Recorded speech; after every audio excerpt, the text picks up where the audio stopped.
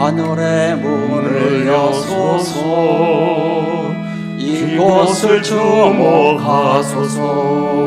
주를 향한 노래가 꺼지지 않으니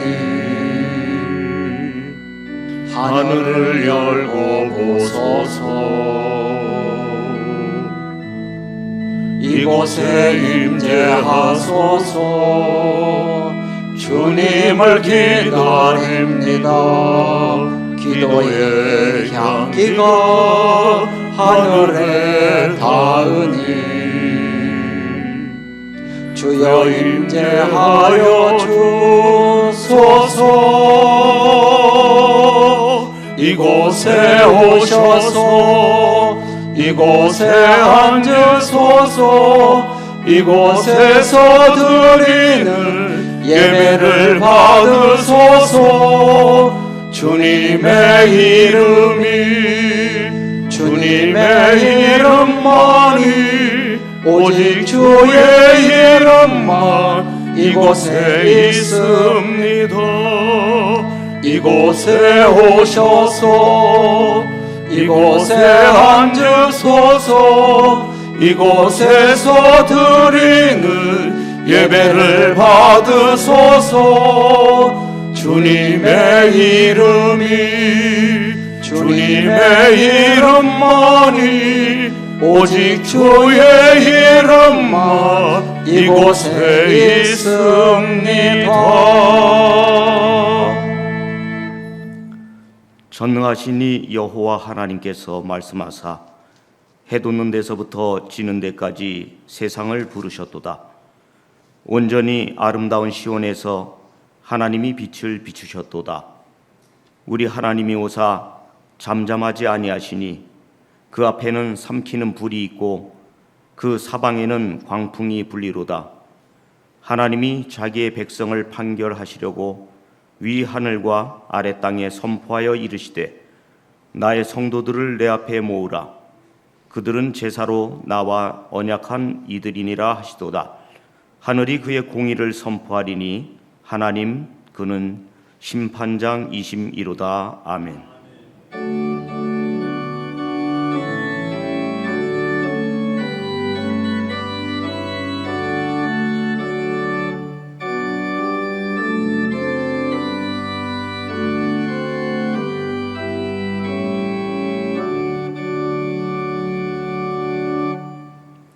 찬송가 14장입니다. 찬송가 14장입니다.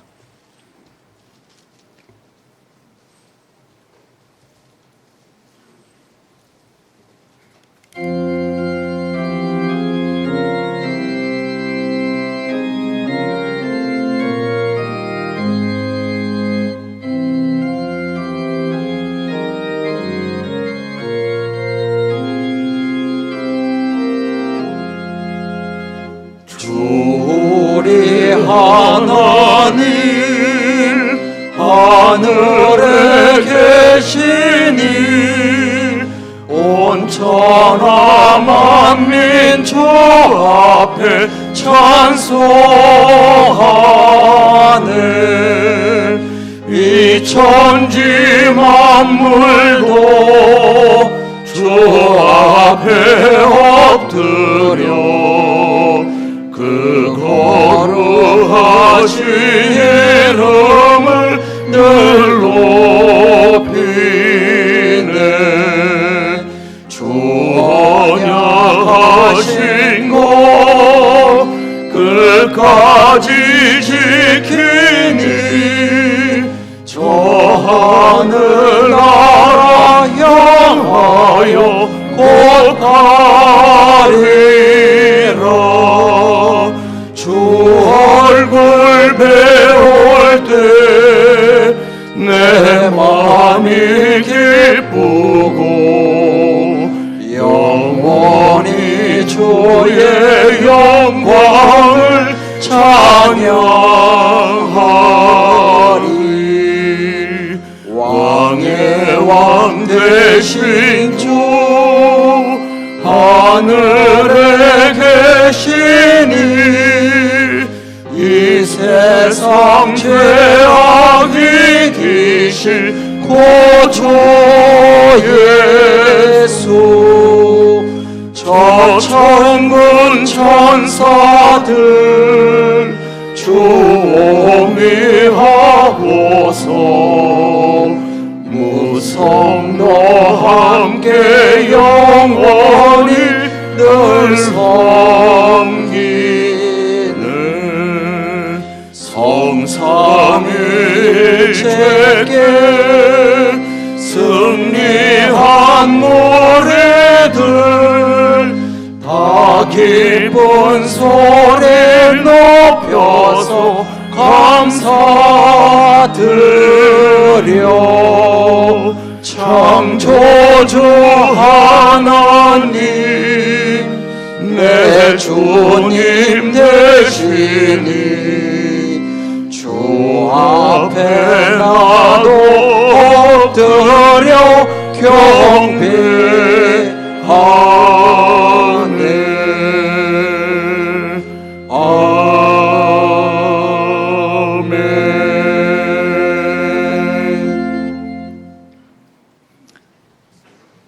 지난 한 주간의 삶을 되돌아보시면서 창조주 하나님께 우리의 지은 죄를 다 고백하는 시간 되시기를 바랍니다.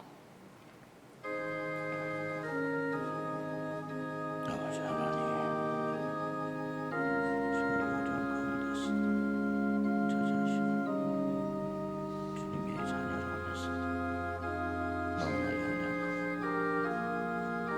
죄악인 걸 알면서도 죄 하나님 앞에 더욱더 기도하며 말씀드리고 살아가지 못했습니다. 주님 저 자신 말씀해 우리 성도들 위해서 우리 나라와 전 세계에 항거하지 못한 말씀을 어설피 전염병에서 주여 우리를 구원하여 주시기를 원하지. 아버지 이런 전염병을 왜 때문에 왔는지 우리 자들이 먼저 회개하고 각성할 수 있게 해주옵소서. 저 자신을 하나님께서 붙잡아 주시옵소서. 예수님의 이름으로 주님께 감사합니다. 아멘.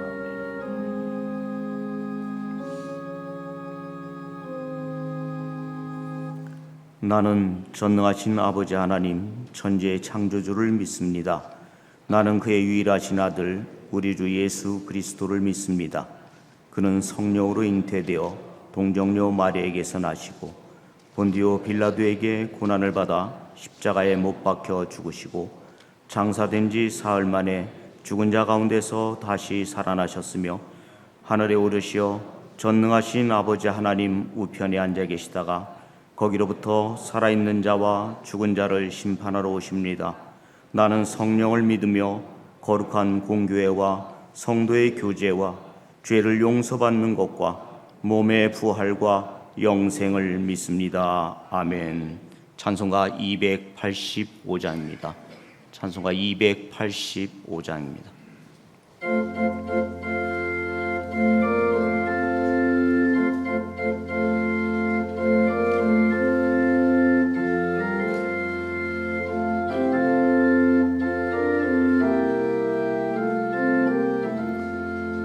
주의 말씀 받은 그날 참 기쁘고 복되도다. 이 기쁜 마음 못 이겨서 온 세상에 전하노라.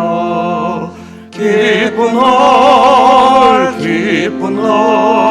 주 나의 죄 다 씻은 날 늘 깨어서 기도하고 늘 기쁘게 살아가리. 기쁜 날 주 나의 죄 다 씻은 날 이 좋은 날 내 천한 몸 새 사람이 되었으니 이 몸과 마음 다 바쳐서 영광의 주를 섬기리. 기쁜 날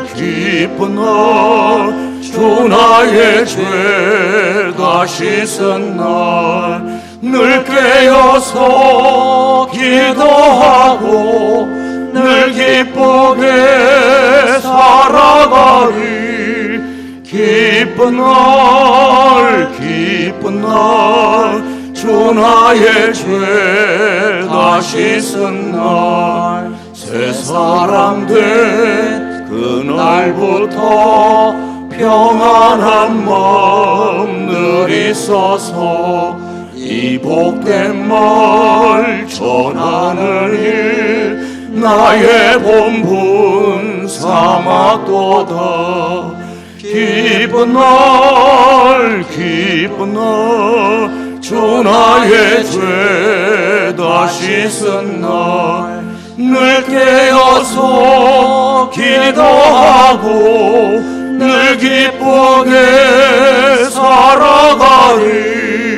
기쁜 날 주 나의 죄 다 씻은 날.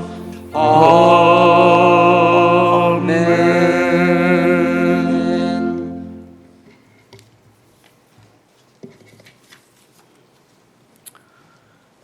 존귀와 영광을 영원토록 받기에 합당하신 하나님 아버지, 죄로 말미암아 죽어 마땅한 죄인들을 위하여 십자가에서 흘리신 주님의 보혈로 인하여 영원한 생명으로 다시 살게 하신 구속의 은총을 감사드립니다.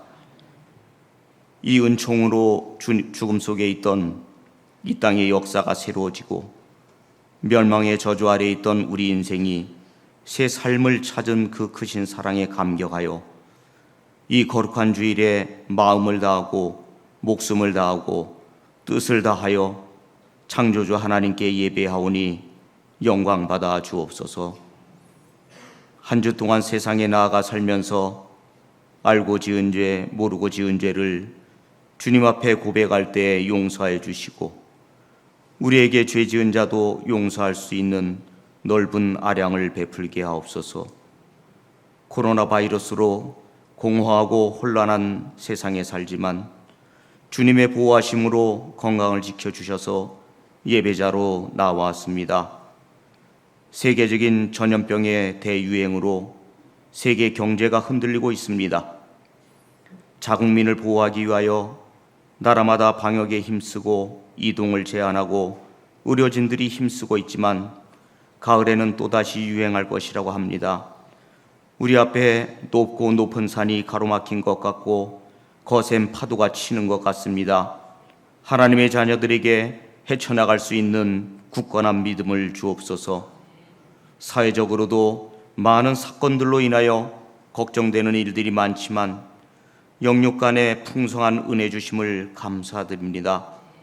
우리 교회의 어려움도 아시오니 송경환 목사님께서 건강을 회복할 수 있도록 은총을 베풀어 주옵소서.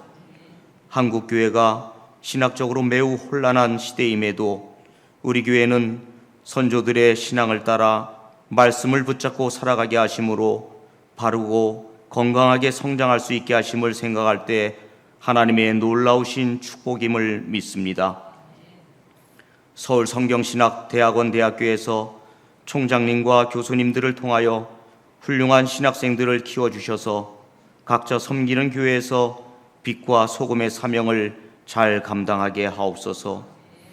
70년 전 6.25 전쟁으로 인하여 남북으로 갈라진 후 남한은 하나님의 은혜로 자유롭게 신앙생활을 할 수 있고 복음을 전하며 교회들이 부흥하고 나라가 부강하였지만 기본권을 유린당하며 지옥 같은 생활을 살아가는 북한 동포들에게는 그리스도의 복음으로 자유를 회복하고 통일 한국을 이루는 기적이 일어나기를 간절히 기도합니다. 먼저 나 자신의 심령밭에 성령의 열매를 맺게 하셔서 어렵고 절망에 빠진 자들의 이웃이 되어 믿음과 소망과 사랑 위에 희생과 봉사로 하나님 나라의 기쁨을 나누게 하옵소서.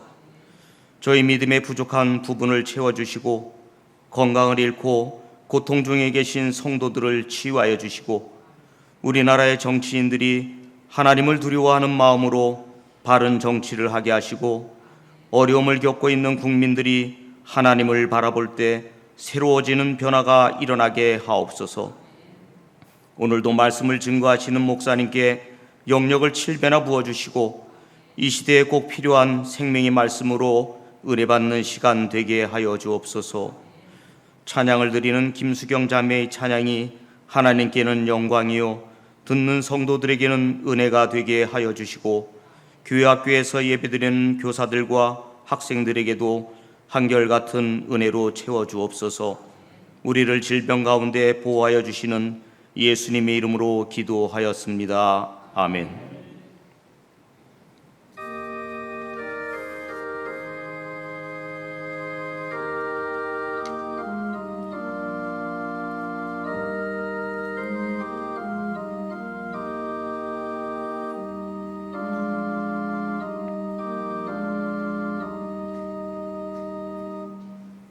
말씀을 봉독해 드리겠습니다. 창세기 13장 14절로 18절의 말씀입니다.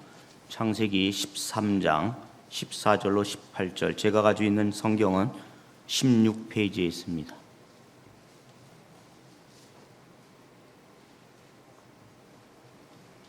제가 14절, 여러분들이 15절 봉독하겠습니다. 롯이 아브라함을 떠난 후에 여호와께서 아브라함에게 이르시되 나는 눈을 들어 너 있는 곳에서 북쪽과 남쪽 그리고 동쪽과 서쪽을 바라보라.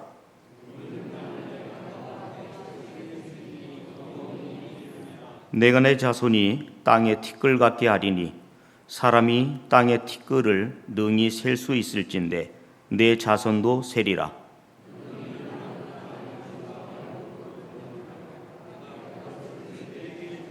이에 아브라함이 장막을 옮겨 헤브론에 있는 마므리 상수리 수풀에 이르러 거주하며 거기서 여호와를 위하여 제단을 쌓았더라. 아멘.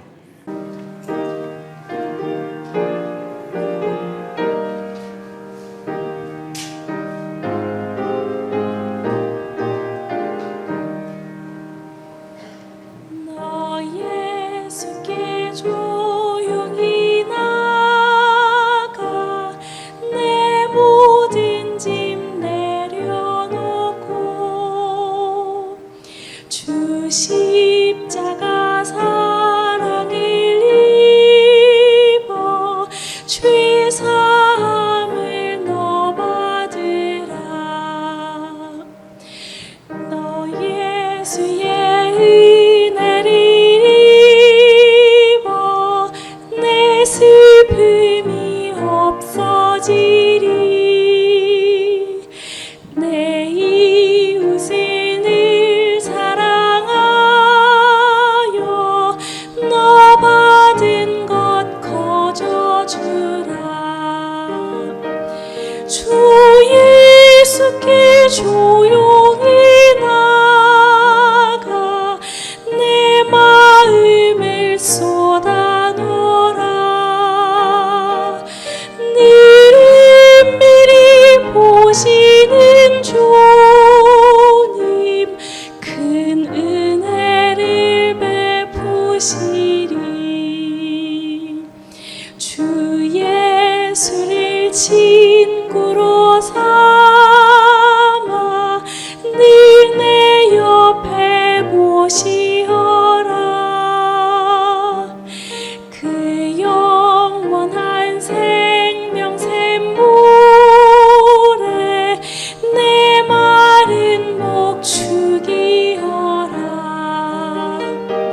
주 예수께 조용히 나가 내 마음을 쏟아놓으라. 늘 은밀히 보시는 주님 큰 은혜를 베푸시리.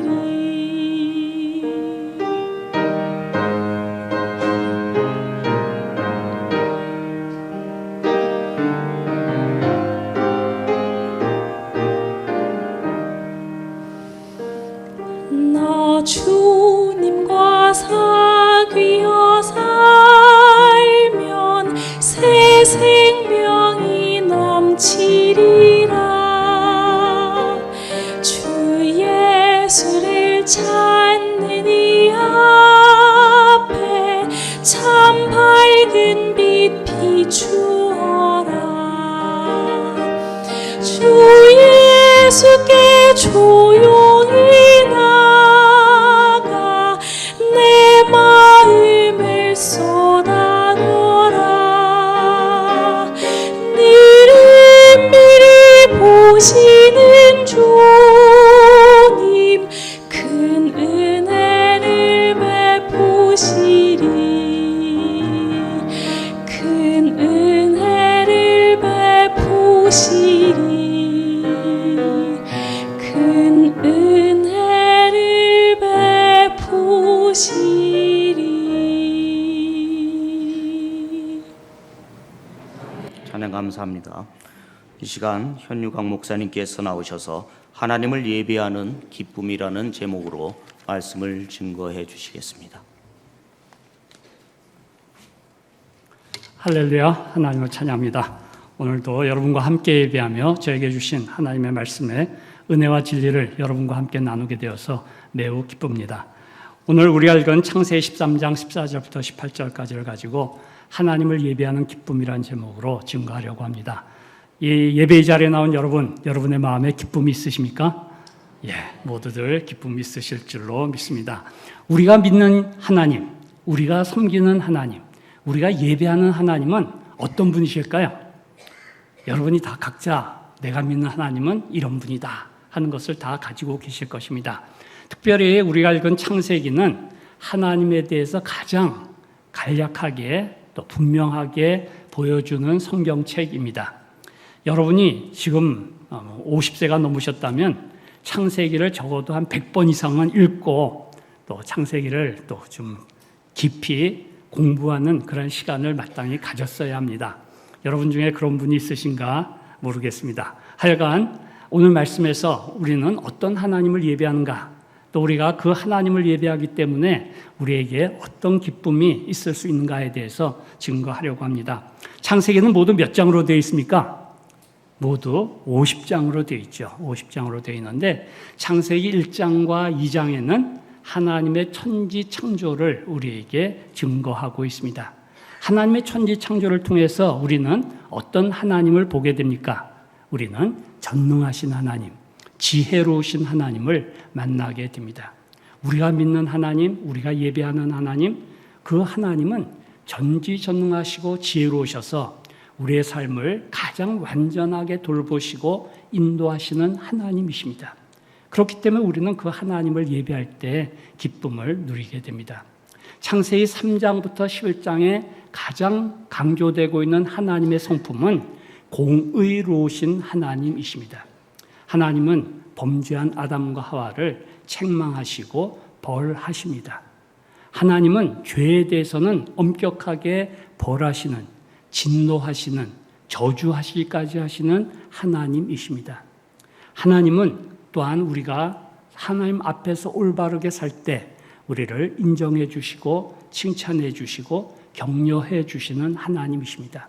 그렇기 때문에 우리는 하나님을 믿고 섬기고 예배할 때 그 하나님으로부터 하나님 앞에 올바로 살고자 하는 그러한 인도하심을 받을 수 있고, 또 지난 한 주간 동안 우리가 행한 것 가운데 하나님 앞에서 칭찬받을 만한 일들에 대해서 또 하나님의 그런 칭찬을 듣는 그러한 예배 시간을 가질 수가 있습니다. 그 가운데서 우리는 기쁨을 누릴 수가 있습니다. 12장부터 50장까지는 특별히 아브라함을 택하신 이 하나님을 통해서, 아브라함을 통해서 온 세상 만민을 복을 주시고자 하시는 사랑의 하나님을 우리는 만날 수 있습니다.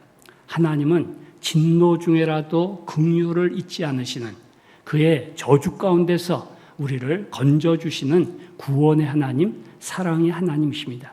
그 하나님께 예배할 때 우리는 모든 우리의 문제를 또한 그 짐을 하나님께 맡길 수 있고, 하나님으로부터는 그의 지혜와 능력과 사랑을 덧입는 가운데 새로운 힘을 얻는 그러한 시간을 가지게 됩니다.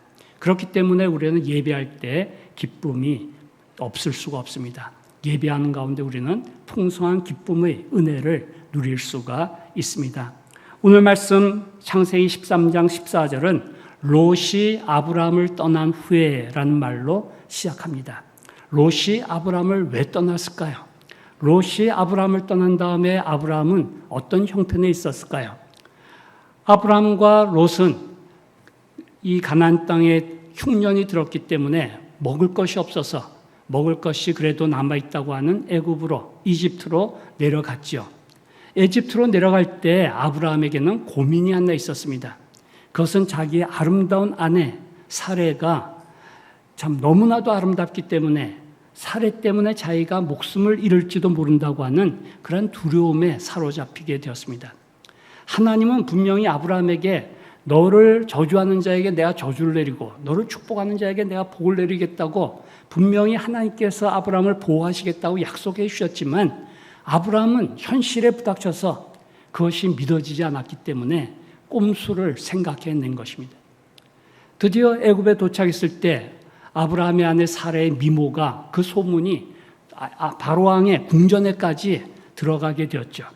바로왕은 당장에 그 사례를 자기의 후궁으로 불러들였습니다. 아브라함은 그 가운데서 얼마나 마음이 괴로웠을까요? 자기의 지리지리 못난 참으로 힘이 없는 그런 형편 가운데서 그는 아마 벽에다가 자기 머리를 쿵쿵 지어박고 있었을지도 모릅니다. 속수무책인 어떻게 할 수 없는 그런 형편 가운데서 그는 자신의 실수에 대해서 한탄하고 있었을 때 하나님은 그의 실수를 참 불쌍히 여겨주시고 이 하나님께서는 바로왕에게 직접 나타나셔서 그 사례를 돌려보내도록 조치를 취하셨습니다. 하나님께서 이렇게 하셨을 때 아브라함은 다시 아내를 되찾게 되었습니다. 하나님은 우리의 실수를 또한 돌봐 주시는 분이십니다. 하나님은 우리의 실패에 대해서 더 큰 복으로 채워주시는 분이심을 우리는 13장 처음에서 볼 수가 있습니다. 여러분 13장 1절과 2절을 보십시오. 13장 1절을 보면은 아브라함이 애굽에서 그와 그의 아내와 모든 소유와 롯과 함께 네겝으로 올라가니 2절 말씀을 보면 아브라함에게 가축과 은과 금이 풍부하였더라 말씀하고 있습니다. 12장 16절에 보면 바로왕이 이 아브라함에게 많은 상을 내렸기 때문에 아브라함이 애굽에서 다시 가나안 땅으로 돌아올 때 그는 많은 그런 육축과 또 많은 은금을 가지고 올라오게 되었습니다. 어떤 사람은 뒤로 넘어져도 코가 깨지는 사람이 있는가 하면 어떤 사람은 참으로 이 세상에 여러 가지 어려움을 만나지만 그 어려움을 통해서 더 큰 복을 받는 그러한 사람이 있습니다. 그 사람이 바로 하나님의 택함 받은 사람, 하나님의 자녀들의 삶인 것입니다. 롯이 아브라함을 떠났다고 하는 것은 롯과 아브라함이 이제 재물이 너무 많아졌기 때문에 그들의 가축이 너무나도 수가 많아졌기 때문에 아브라함과 롯의 가족들이 함께 살 수 없는 그러한 형편에 빠져 있게 되었습니다. 그때 아브라함은 롯에게 제안을 하죠. 네가 좌하면 내가 우하고 내가 우하면 내가 좌하리라 하는 제안을 합니다. 그랬을 때 아브라함의 조카 롯은 당장 그 동쪽 땅에 있는 아름다운 땅, 물이 풍부하고 풀이 풍부한 그 땅을 택하여 그는 그리로 나아가게 됩니다. 그런 가운데서 이제 아브라함은 홀로 남게 되었습니다. 롯이 아브라함을 떠난 후에 롯이 자기 눈에 보이는 좋은 곳을 찾아 떠난 그 다음에 이제 가나안 땅에 이 헤브론에 남겨진 이 아브라함에게는 큰 실망과 낙심이 있게 되었습니다. 롯이 아브라함을 떠난 후에 아브라함은 자기에게 남겨진 땅이 그래도 뭐 쓸만한 땅이었죠. 지금까지 두 집이 같이 살고 있었으니까 그냥 쓸만한 땅이었지만 자기 조카 롯이 더 좋은 땅을 찾아 나섰기 때문에 그에게 남겨진 땅을 바라볼 때 그는 어느 정도 실망을 하게 되었다고 생각할 수 있습니다. 그에게 남아있는 땅을 볼 때 그는 한숨이 나왔던 것 같습니다. 그래서 그 땅을 꼴보기도 싫은 아마 그런 마음을 가졌던 것 같습니다. 롯이 아브라함을 떠났을 때 아브라함은 어떤 마음을 가졌겠습니까? 우리가 잘 아는 대로 롯은 아브라함이 자식이 없었기 때문에 롯을 어느 정도 양자로 생각하고 있었을 것입니다. 그런데 자기의 양자로서 자기의 위로, 자기의 노년에 그래도 참으로 기쁨이 될 수 있는 그러한 롯이라고 생각했는데 그가 뒤도 돌아보지 않고 그냥 동쪽을 땅을 향해서 나아가 버렸기 때문에 이 아브라함에게는 아주 섭섭한 마음, 아주 참 외로운 마음, 이런 마음이 가득 차 있었던 것 같습니다. 그 가운데서 그는 실망하고 낙심하고 있었던 것 같습니다. 우리가 살아간 동안 가장 힘든 문제는 섭섭함입니다.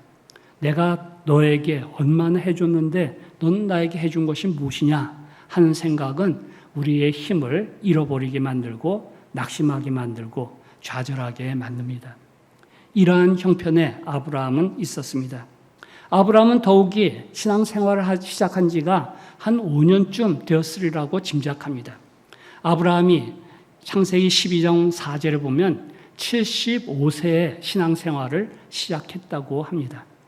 그리고 나서 하나님께서는 이 아브라함에게 내가 너로 복이 되게 하겠다. 개역 한글판에는 내가 너로 복의 근원이 되게 하겠다. 이렇게 약속해 주셨습니다. 12장 2절을 보면 내가 너로 큰 민족을 이루게 하겠다. 약속해 주셨습니다. 큰 민족을 이루기 위해서는 아들이라도 하나 있어야 뭔가 희망할 것이 있는데 아브라함은 아들이 하나도 없는 상태에 있었습니다. 그는 그 가운데서 낙심하고 참으로 좌절하고 있었다고 생각이 됩니다. 아브라함은 롯이 자기를 떠났을 때 심적으로 여러 가지 어려운 형편에 있었던 것을 우리는 알게 됩니다. 우리도 이 세상을 살아가는 동안 여러 가지 실망스러운 낙심되는 일에 빠질 수가 있습니다. 우리는 언제 낙심하게 됩니까? 우리는 어려운 일이 우리 앞에 닥쳐 있을 때 그 어려운 일 때문에 내가 그 어려운 일을 감당할 수 있는 지혜와 능력이 모자란다고 생각할 때 나에게 그것을 해결할 수 있는 그런 재산이 없다고 생각할 때 우리는 낙심할 수밖에 없습니다.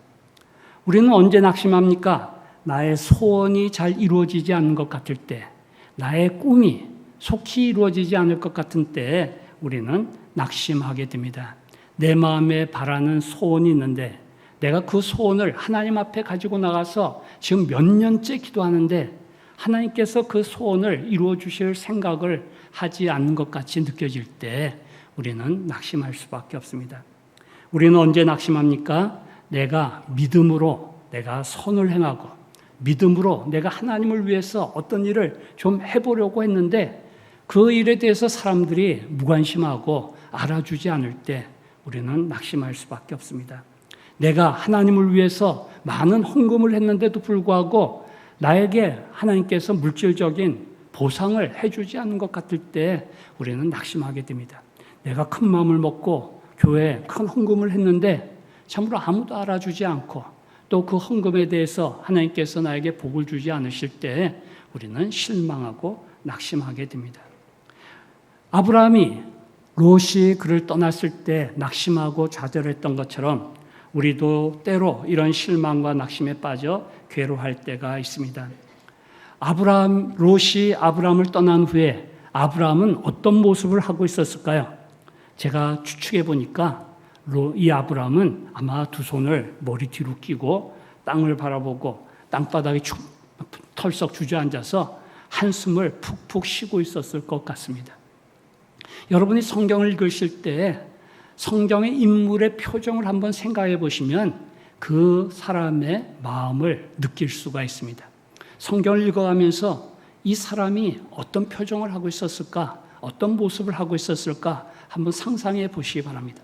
그러면 그 사람에 대해서 여러분이 좀 더 이해하게 되고 그가 하나님과의 관계에서 어떻게 대처를 했는가 하는 것을 생각하면서 우리는 지혜를 얻을 수 있습니다.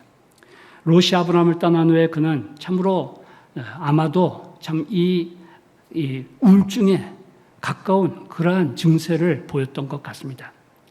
참으로 자기가 잘하려고 했는데 하나님의 영광을 위해서 하나님께서 모든 것의 복의 근원이라는 것을 기억하고 자기에게 있는 복을 롯에게 나눠줬는데도 불구하고 자기에게 찾아드는 실망감과 낙심으로 말미암아서 그는 한숨을 쉬고 있었다고 할 수 있습니다.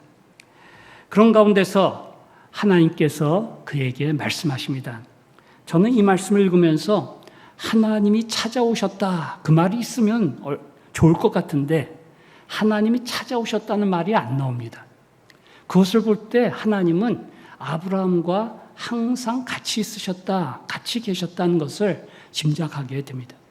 하나님은 아브라함과 항상 같이 계셨는데 아브라함이 이렇게 낙심하고 실망하게 되었을 때 같이 계신 그 하나님께서 그에게 말씀하십니다. 뭐라고 말씀하십니까? 14절을 보십시오. 아브라함에게 이르시되 너는 눈을 들어 너 있는 곳에서 북쪽과 남쪽 그리고 서쪽을 바라보라 말씀하십니다. 우리가 낙심되고 좌절하고 실망할 때 하나님께서 나와 함께 계시다는 것을 기억하시기 바랍니다.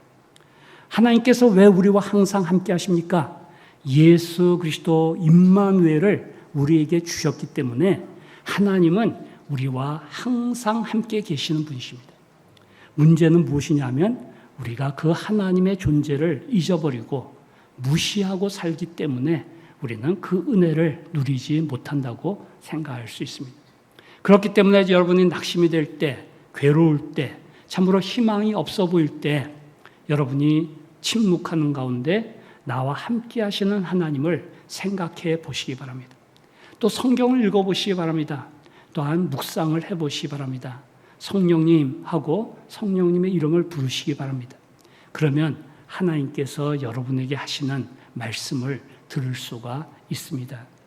하나님께서는 아브라함에게 말씀하셨습니다.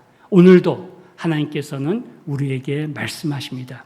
우리가 너무 분주해서 하나님의 말씀을 들으려고 하지 않기 때문에 듣지 못할 뿐입니다. 우리가 나에게만 생각을 집중하고 있기 때문에 하나님께 우리의 마음을 열지 못하기 때문에 하나님의 음성을 듣지 못할 뿐입니다.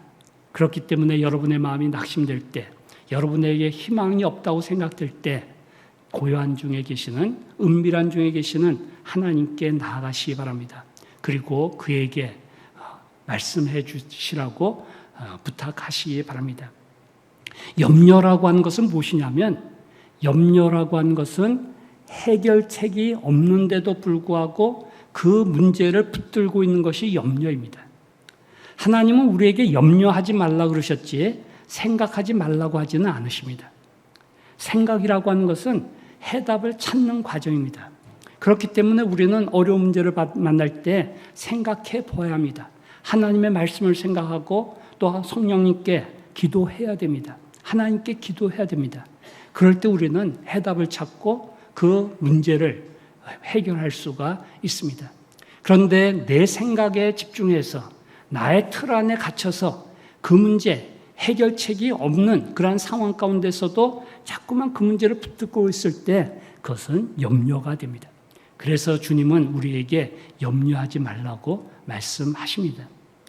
주님께서는 우리와 항상 함께 하시는 하나님은 우리에게 말씀하십니다. 금성에 귀를 기울이시기 바랍니다. 여호와께서 아브라함에게 말씀하십니다. 너는 눈을 들으라고 말씀하십니다. 우리의 마음에 내게만 집중되어 있는 그 눈을 들어서 하나님께로 향하여 들고 우리의 주변을 바라보라고 주님은 말씀하십니다. 우리의 안목을 넓히라고 주님은 말씀하십니다. 땅만 쳐다보고 한숨을 내쉬는 그 형편에서 하나님을 바라보고 주위를 바라보라고 우리 하나님께서는 말씀하십니다.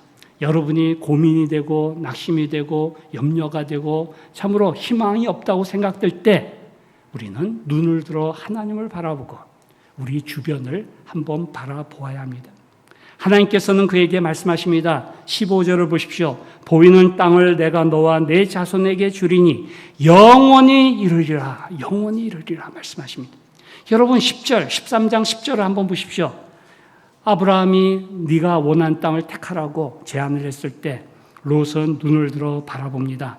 이에 롯이 눈을 들어 요단 지역을 바라본즉 소알까지 온 땅에 물이 넉넉하니 여호와께서 소돔과 고모라를 멸하시기 전이었으므로 여호와의 동산 같고 애굽 땅과 같았더라 말씀합니다.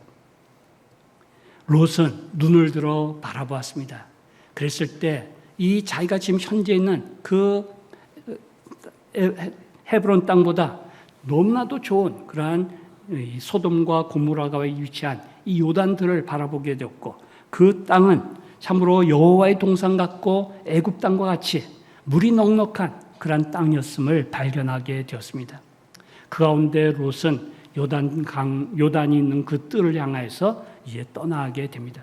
그러나 여러분 10절에서 여러분이 놓치지 말아야 할 단어가 하나 나옵니다. 그것은 무엇입니까? 여호와께서 소돔과 고모라를 멸하시기 전이었다고 성경은 분명하게 말씀하고 있습니다. 롯의 눈에는 그 땅이 너무나도 좋은 땅이었고, 누가 보든지 사람의 눈으로 볼 때 그 땅은 너무나도 아름답고 물이 넉넉한 땅이었지만, 그 땅은 하나님의 심판을 앞둔 멸망이 예정된 땅이었다고 하는 것입니다. 사랑하는 성도 여러분, 여러분이 수시로 선택의 자리에 있게 될 때 여러분의 눈에 좋아 보이는 대로 선택하지 마시기 바랍니다. 그 땅이 좋은 땅일 수도 있지만, 그러나 그 땅이 여러분의 선택하는 그 선택지가 멸망을 앞둔 여러 가지 괴로움과 어려움과 하나님의 그 참 심판을 앞둔 땅일 수도 있습니다. 그렇기 때문에 우리는 모든 일에 있어서 하나님 중심의 생각을 해야 되고 성경 중심의 생각을 해야 됩니다. 하나님이 나의 이 선택을 기뻐하시는가, 원하시는가, 좋아하시는가를 우리는 살펴보아야 합니다. 그리고 선택을 해야 합니다. 그럴 때 우리들은 하나님을 기쁘시게 하고 하나님의 복을 누릴 수가 있습니다. 비록 아브라함은 자기에게 남겨진 땅이 그리 썩 좋지 않은 땅이었지만, 그에게 주어진 땅은 하나님께서 이름을 두신 땅이었고, 하나님께서 영원히 그의 자자손손에게 주실 약속의 땅이었음을 우리는 알게 됩니다. 그 가운데서 하나님께서는 그에게 16절에 보니까 또한 자식을 약속해 주고 있습니다. 너는 일어나 그 땅을 종과 행으로 두루 다녀보라. 내가 그것을 내게 주리라. 내가 내 자손이 땅에 티끌 같게 하리니 사람이 땅에 티끌을 능히 셀 수 있을진데 내 자손도 세리라 말씀하십니다. 하나님께서는 자식이 하나도 없기 때문에 롯을 붙들고 있던 이 아브라함에게 너의 자손을 땅의 티끌같이 무수히 많게 하시겠다는 약속을 새롭게 해 주십니다. 아브라함은 이 약속을 받을 때 참으로 믿어지지가 않았을 것입니다.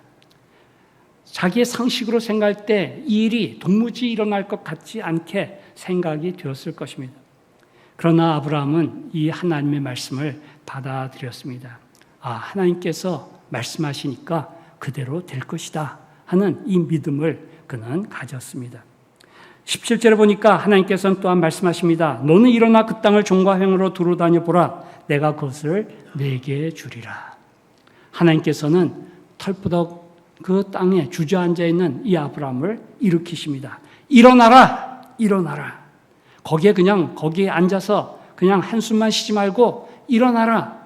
그리고 내가 너에게 주기로 약속한 이 땅을 종과 횡으로 다녀보라 말씀하십니다. 우리가 어려움에 빠지는 이유 중에 하나는 그냥 생각만 하기 때문에 어려움에 빠질 수가 있습니다. 주님께서는 생각만 하고 자기 생각에 갇혀 있고 가운데서 괴로워하는 이 아브라함을 일으켜 세우십니다. 그리고 종과 횡으로 다녀보라고 말씀하십니다. 여러분의 마음에 괴로움이 있고 만사가 귀찮아질 때 여러분이 해야 될 일도 그러한 일이라고 생각됩니다. 일어나야 됩니다. 그냥 앉아서 누워서 그냥 생각만 하고 괴로워만 하고 아무 희망이 없다고 탄식하는 그러한 자리에서 벌떡 일어나서 하나님께서 나에게 주시는 그 땅을 한번 살펴보아야 합니다. 나의 가정을 한번 집의 속속들이를 한번 점검해보고 나의 집을 바깥을 나가서 나의 동네를 한번 거닐어보고 나에게 하나님께서 맡기신 나의 사역터를 한번 살펴보아야 합니다. 그럴 때 우리는 하나님이 정말 나를 사랑하시구나, 하나님께서 나를 돌보고 계시구나, 하나님께서 나와 함께 하시구나 하는 하나님의 은혜를 경험할 수가 있습니다. 하나님은 어떤 하나님이십니까? 말씀하시는 하나님이시요, 하나님은 우리의 눈을 들게 하시는 분이시요, 우리에게 약속하신 그 약속을 다시 한번 되새기게 하시고 우리가 주저앉아 있는 그 자리를 일어서게 하시고 그 우리에게 주신 땅들을 살펴보게 하시는 분이 우리 하나님 아버지이십니다. 그 하나님은 사랑의 하나님이시오, 능력의 하나님이시오, 공의의 하나님이십니다. 그 하나님, 아브라함의 하나님은 바로 저와 여러분의 하나님이십니다. 그 하나님을 우리는 믿는 자로서 어떻게 살아야 됩니까? 18절을 보십시오.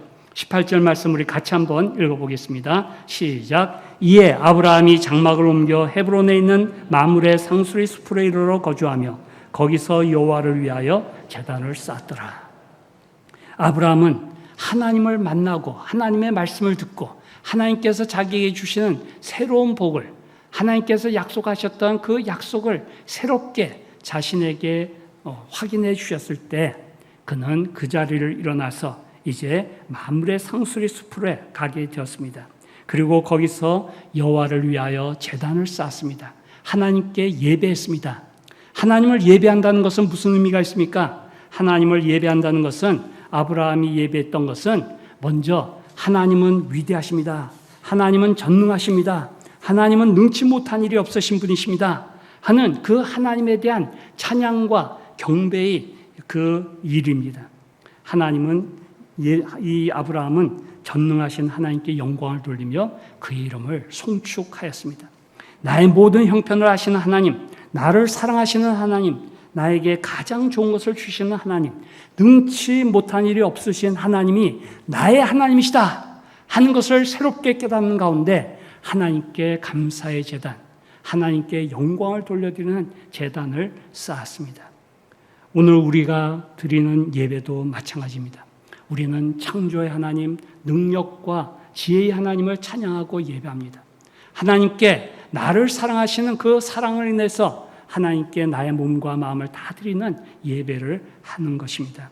두 번째로 아브라함의 예배는 내가 하나님을 믿습니다. 나는 내가 하나님을 믿지 못한 것을 회개합니다. 나의 믿음 없음을 용서하소서 하는 그러한 의미로 양의 각을 떠서 내 대신 이 양이 죽습니다. 내 죄를 이 양이 대신 갚습니다. 그런 의미로 양을 잡아서 제단을 쌓았다고 생각할 수 있습니다. 아브라함은 미련하고 불충함에도 불구하고 끝까지 자기를 사랑하시는 하나님을 경험했습니다. 자신의 죄와 허물을 하나님께 말씀드리며 회개하며 용서를 구했습니다. 우리는 예배할 때 자신을 돌아보며 나의 죄와 허물을 회개해야 합니다. 우리 동천교회 예배에서 시작할 때 이렇게 하나님을 찬양하고 그 다음에 자신을 돌아보며 회개의 시간을 갖는 것은 너무나도 예배에 합당한 시간입니다. 하나님은 구약의 제사를 보면은 죄와 흠과 점이 있는 제물은 받지 않으신다고 했습니다. 예배는 우리 자신을 하나님 앞에 제물로 드리는 시간입니다. 그렇기 때문에 우리가 예배를 시작할 때 나 자신을 돌아보면서 내가 지난 한 주간 동안에 해결하지 못한 죄가 있는가? 하나님 앞에서 잘못한 것이 무엇인가를 생각해 보아야 합니다. 마르틴 루터 같은 경우는 이제 참회의 시간이 되었을 때 이 고해 성사의 시간이 되면은 1시간 이상 그는 자신의 죄를 그 신부에게 고백했다고 합니다. 어떤 때는 3시간, 4시간, 5시간씩 그는 회개하는 시간을 가졌다고 합니다.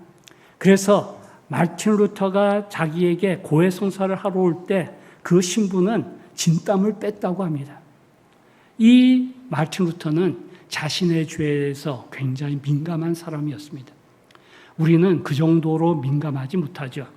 그렇기 때문에 예배할 때 특별히 생각나는 죄에 대해서 하나님, 내가 잘못했습니다. 용서해 주십시오. 주님의 십자가에서 흘리신 피로 나의 죄를 도말해 주십시오. 라고 기도해야 됩니다. 물론 우리가 예수님을 믿을 때 우리 죄는 다 용서받았습니다. 로마서 8장 1절과 2절에 있는 대로 우리는 한 예수 그리스도를 믿을 때 그리스도 예수 안에 있는 자로서 정죄함이 없게 된 우리입니다. 그러나 그럼에도 불구하고 우리는 회개해야 됩니다. 죄가 있을 때마다 회개해야 됩니다. 왜냐하면 우리의 죄는 하나님과 우리 사이를 가로막는 그런 구름과 같아서 우리가 하나님께로 나가는데 방해가 되기 때문에 우리는 자신을 돌아보고 회개하는 시간을 가져야 됩니다.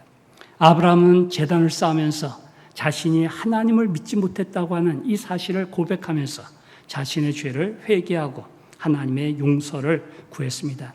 하나님은 점 있고 흠 있는 제물은 받지 않으십니다. 그렇기 때문에 우리의 몸을 산제물로 드리는 예배 시간에 자신을 살펴보고 예수님의 피로 깨끗함을 받고 예배의 자리로 나아감으로 말미암아 하나님이 주시는 놀라운 은혜를 더 풍성히 누리는 우리가 되어야 하겠습니다. 하나님은 결코 우리를 내치지 않으시는 분이십니다. 우리에게 필요한 것은 회개하고 감사하는 마음입니다. 그럴 때 우리는 하나님의 더 큰 은혜의 자리로 나아갈 수 있습니다. 세 번째로 아브라함은 감사합니다라는 의미로 제단을 쌓았습니다. 우리는 이 예배 시간에 새로운 하나님의 은혜를 받게 됩니다. 말씀을 통해서 기도하는 가운데 또 성도의 교제를 통해서 우리는 예배 시간에 새로운 하나님의 복을 누리게 됩니다. 그렇기 때문에 그 은혜를 기억하고 감사하는 우리가 되어야 합니다. 찾아와 주셔서 감사합니다. 말씀해 주셔서 감사합니다. 위로해 주시고 나에게 지혜와 힘을 주시니 감사합니다. 비전과 소망을 회복해 하시니 감사합니다 하는 기도와 찬송이 우리에게 있는 예배가 되어야 합니다. 네 번째로 아브라함은 순종하겠습니다 하는 뜻으로 제단을 쌓았습니다. 내가 나의 몸과 마음을 다 하나님께 헌신합니다. 나의 모든 것을 드립니다. 나를 받아주소서. 주님의 뜻대로 살겠습니다 하는 결단을 가지면서 하나님 앞에 예배하였습니다. 단을 쌓았다고 하는 것은 번제를 드렸다는 의미라고 하겠습니다. 각을 뜨고 피를 쏟은 후 반으로 잘라서 불에 태우는 가운데 내가 약속을 지키지 않으면 죽음으로라도 값을 치르겠습니다. 그런 헌신의 그런 표로 제단을 쌓았습니다. 우리는 이 예배 시간에 말씀을 듣습니다. 기도하는 가운데 성령의 감동을 우리는 받게 됩니다. 그럴 때 내가 말씀을 따라 순종하겠습니다 하는 결단을 가지고 하나님 앞에 내 몸과 마음을 드릴 수 있어야 하겠습니다. 이 아브라함은 하나님께서 자기의 낙심 중에 있는 자기를 찾으셔서 말씀하실 때 그는 그 은혜를 기억하고 감사했습니다. 자기에게 주신 그 약속, 하나님께서 하신 약속을 끝까지 이루어 가실 하나님을 생각하면서 감사와 찬송을 하나님께 돌렸습니다. 그리고 자신의 죄를 회개하면서 내가 하나님의 뜻대로 살겠습니다 하는 고백을 드렸습니다. 오늘 우리의 이 예배가 하나님의 살아계심, 하나님의 능력과 지혜, 하나님의 공의로우심, 하나님의 사랑을 우리가 기억하고 드릴 때 우리는 감사함으로 기쁨으로 하나님께 예배할 수 있고 그 가운데서 하나님이 주시는 새로운 은혜, 더 큰 복과 축복을 우리는 받아 누릴 수 있습니다. 여러분 꼭 기억하십시오. 우리의 예배는 은혜를 받기 위해서 드리는 예배는 아닙니다. 우리의 예배는 하나님께 우리의 모든 것이 속해 있습니다. 하나님만이 참 하나님이시고 하나님만이 이 우주의 만물의 창조주가 되시고 이 우주 만물을 다스리시는 분이시고 이 세상을 오늘도 다스리시고 나를 돌보시는 분이십니다 하는 것을 인정하고 우리의 몸과 마음을 드리는 것이 예배의 가장 중요한 뜻입니다. 그럴 때 하나님께서는 우리에게 새로운 은혜를 주십니다. 우리가 은혜를 먼저 생각하면 우리 예배가 참된 예배가 되지 못합니다. 그러나 이미 우리에게 주신 은혜를 생각하고 하나님께 나의 몸과 마음을 온전히 드릴 때 그 가운데서 하나님의 영광을 받으시고 우리에게 새로운 은혜, 새로운 복을 주십니다. 꼭 기억하시고 내 몸과 마음을 먼저 하나님께 드리는 그러한 예배가 계속되는 가운데 주님의 놀라우신 복을 누리시는 여러분이 되시기를 주의 이름으로 축원합니다. 다 함께 기도하시겠습니다. 오늘 말씀을 생각하면서 나에게 하나님을 예배하는 기쁨이 있습니다. 고백하시기 바랍니다. 혹시 기쁨이 없이 의무감에서 나왔다고 하면 하나님 나에게 기쁨을 회복시켜 주십시오 하시기 바랍니다. 하나님 내가 하나님의 영광을 위하여 이 새로운 한 주간 힘써 순종하며 충성하겠습니다. 그런 고백과 결단이 있으시기 바랍니다. 다 함께 기도하시겠습니다. 하나님 아버지 감사합니다. 나를 찾아와 주시고 나에게 예수 그리스도를 알게 하시고 믿어 구원에 이르게 하시고 하나님의 자녀로 살게 하시니 감사합니다. 하나님의 영광을 위해 살아가게 하시니 감사합니다.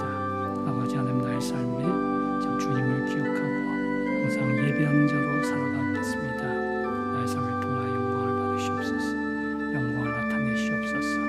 나를 통하여 주님의 살아계심과 능력과 공의로우심과 사랑을 우리 이웃들에게, 가족들에게 나타내시옵소서. 주를 찬양합니다. 영광을 받으시옵소서. 아이죠, 나의 하나님 감사합니다. 주를 찬양합니다. 하나님 아버지 감사합니다. 우리에게 예배 자리로 나올 수 있게 하신 것을 감사드립니다. 하나님이 이 우주 만물을 창조하신 능력과 지혜 하나님이시여, 또한 공의로우셔서 우리의 모든 형편을 돌아보시고 올바른 판단을 내리시는 분이시여, 또한 진노 중이라도 긍휼을 잊지 않으시는 사랑의 하나님인 것을 기억하며 참 독생자 예수 그리스도를 아끼지 아니하시고 내어주신 사랑의 하나님을 우리가 기억하면서 감사, 찬송과 영광을 하나님께 돌려드립니다. 홀로 영광을 받으시옵소서. 우리에게 새로운 은혜를 덧입혀 주셔서 이 한 주간 하나님의 이름을 높여드리는 삶이 계속되게 하시고, 우리를 통하여 우리의 가족들이, 우리의 이웃들이, 우리의 직장 동료들이 주의 복을 함께 나눌 수 있도록 우리를 사용하시옵소서. 예수님 이름으로 기도합니다. 아멘.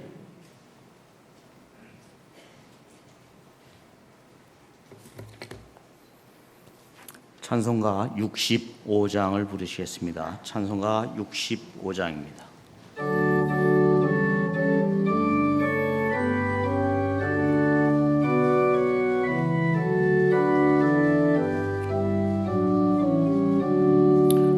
내 영혼아 찬양하라.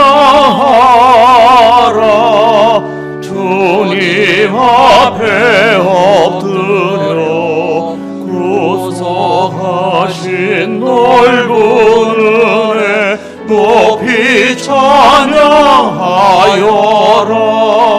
할렐루야 할렐루야 영원하신 하나님, 환난 중에 성도들을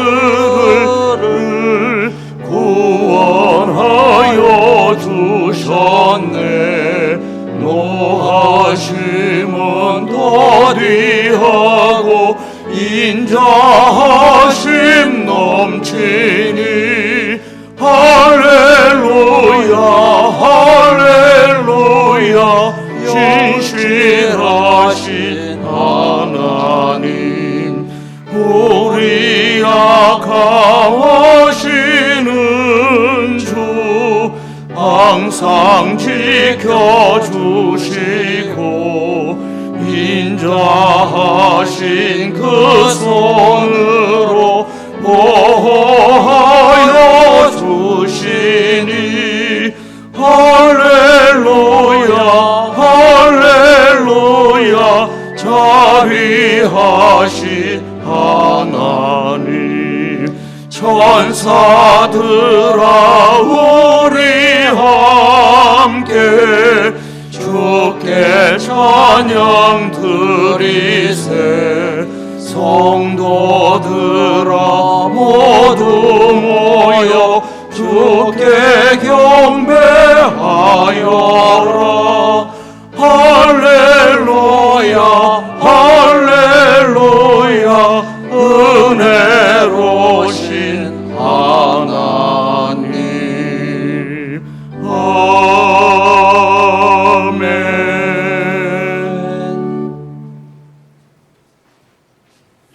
우리 주 예수 그리스도의 은혜와 우리 아버지 하나님의 사랑과 성령님의 교통하심이 여러분에게 항상 함께 있을지어다.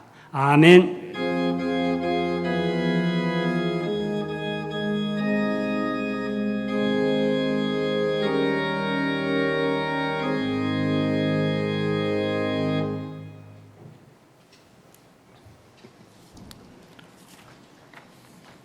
교회 소식을 알려드리겠습니다. 담임 목사님은 건강상의 문제로 지금 현재 검사와 치료를 위해 병가 중이십니다. 성도님들께서 계속 기도를 해주시기를 부탁드립니다. 교회 홈페이지는 운영상의 문제로 당분간 이용하실 수 없게 되었습니다. 너무 죄송한데요. 영상 예배 드리시는 성도님들을 위해서 카카오톡으로 유튜브 연결 주소를 목자와 부목자님들께 전달해 드렸습니다. 목원들에게 잘 전달해 주시기 바랍니다. 지금 교회 학교가 청년부, 중고등부, 영아부, 유치부, 초등 1, 2부가 현장 예배를 드리고 있습니다. 참석하지 못하는 어린이들은, 학생들은 영상 예배로 각 부서의 밴드에서 실시간으로 예배를 드리고 있습니다. 부고를 알려드리겠습니다. 원로 장로이신 유영술 장로님께서 소천하셔서 어제 동천교회 묘지에 안장하였습니다. 유족들을 만나시면은 위로하여 주시기를 바랍니다. 다 같이 폐송을 부르면서 예배를 마치겠습니다.